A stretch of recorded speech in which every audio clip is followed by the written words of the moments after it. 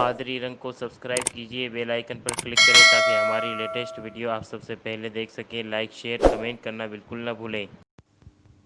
میرے تمامی سنی صحیح العقیدہ مسلمانوں، السلام علیکم ورحمۃ اللہ تعالی وبرکاتہ۔ میں نے گزشتہ کل آپ حضرات کے سامنے نماز کی کچھ سنتوں کو بیان کیا۔ آئیے اب آگے چلتے ہیں۔ درود شریف پڑھ لیجئے۔ اللہ رب محمد صلی اللہ علیہ وسلم، نحن عباد محمد صلی اللہ علیہ وسلم۔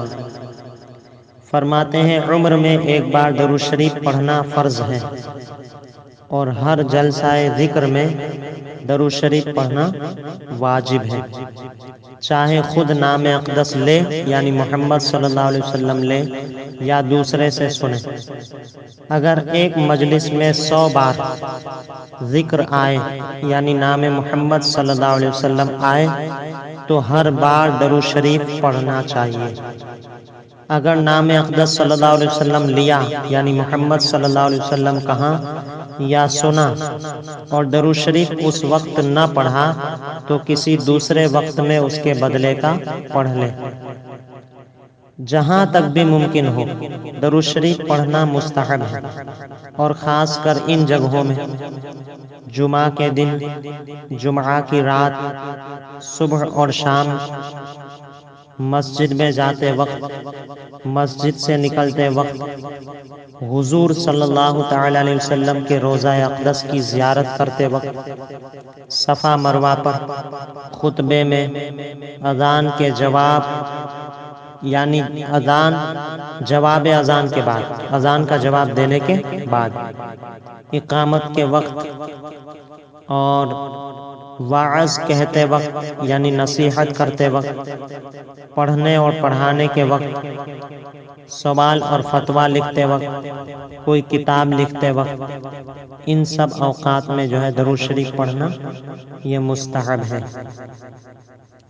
پھر فرماتے ہیں کہ اکثر لوگ آج کل درود شریف کے بدلے صلعم یعنی صاد لام عین میم، یا عم عین اور میم، یا صاد ہے عین ہے، اس طرح لکھتے ہیں۔ یہ ناجائز اور سخت حرام ہے۔ اسی طرح رضی اللہ تعالیٰ عنہ کی جگہ رے ضاد ہے، اور رحمت اللہ تعالیٰ علیہ کی جگہ رے ہے لکھتے ہیں۔ ایسا بھی نہیں کرنا چاہیے، اس طرح سے بھی نہ کریں۔ پھر فرماتے ہیں کہ جن کے نام محمد، احمد، علی، حسن، حسین وغیرہ ہوتے ہیں تو ان کے ناموں پر صاد ہے اور عین ہے بنا دیتے ہیں بہت سے لوگ، تو ایسا کرنا یہ بھی ممنوع ہے، منع ہے۔ کیوں؟ اس لیے کہ اس جگہ پر تو یہ شخص مراد ہے، اس جگہ یہ شخص مراد ہے، تو اس پر درود شریف کے اشارے کا کیا معنی؟ پھر فرماتے ہیں کہ قاعدہ اخیرہ کے علاوہ فرض نماز میں درود شریف نہیں پڑھنا، اور نوافل کے قاعدہ اولیٰ میں بھی مسنون ہے، سنت ہے۔ پھر فرماتے ہیں کہ درود شریف کے بعد دعا پڑھنا، دعا عربی زبان میں پڑھیں، غیر عربی زبان میں مکروہ ہے۔ پھر فرماتے ہیں اپنے اور اپنے والدین اور اساتذہ کے لیے جبکہ وہ مسلمان ہوں، تمام مومنین اور مومنات کے لیے دعا مانگے، خاص اپنے ہی لیے نہ مانگے۔ پھر فرماتے ہیں کہ مناسب یہ ہے کہ نماز میں جو دعا یاد ہو پڑھیں، غیر نماز میں بہتر یہ ہے کہ جو دعا کرے وہ حفظ نہ ہو بلکہ جو قلب میں حاضر ہو۔ مطلب یہ ہے کہ نماز کی حالت میں جو دعا اس کو یاد ہو، حفظ ہو، وہ جو ہے نماز میں پڑھے، اور غیر نماز میں یہ ہے کہ چاہے حفظ ہو چاہے نہ ہو، کوئی بھی دعا جو ہے مانگ سکتا ہے، کیونکہ عربی اگر جانتا ہے تو اپنی جانب سے بنا کر کے بھی دعا یا جملہ بنا سکتا ہے اور اس طرح سے دعا مانگ سکتا ہے۔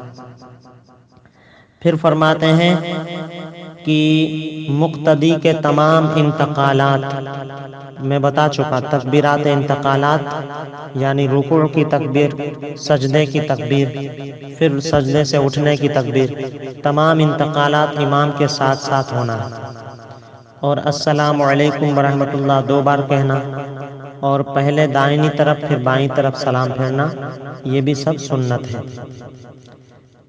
پھر فرماتے ہیں کہ سنت یہ ہے کہ امام دونوں سلام بلند آواز سے کہے، مگر دوسرا سلام پہلے کی بنسبت کم آواز سے ہو، یعنی بلند سے جو ہے تھوڑا کم ہو، پہلی والی زیادہ تھوڑی بلند ہو آواز، اور دوسرے والے سلام میں تھوڑی سی کم بلند آواز ہو۔ پھر فرماتے ہیں کہ سلام کے بعد سنت یہ ہے کہ امام داہنے یا بائیں کو انحراف کرے، یعنی پھر جائے، اور داہنی طرف پھر جانا یہ افضل ہے۔ بس یہاں پر جو ہے بیان میرا ختم ہوا۔ اللہ تبارک و تعالیٰ کی بارگاہ میں دعا ہے کہ مولا کریم اپنے حبیب لبیب صلی اللہ تعالیٰ علیہ وسلم کے صدقے میں ہم سب کو دین متین سمجھنے کی صحیح طور پر سمجھنے کی توفیق عطا فرمائے، اور مسلک اہل سنت، مسلک اعلیٰ حضرت پر چلتے رہنے کی توفیق رفیق عطا فرمائے۔ وما علینا الا البلاغ۔ السلام علیکم ورحمۃ اللہ وبرکاتہ۔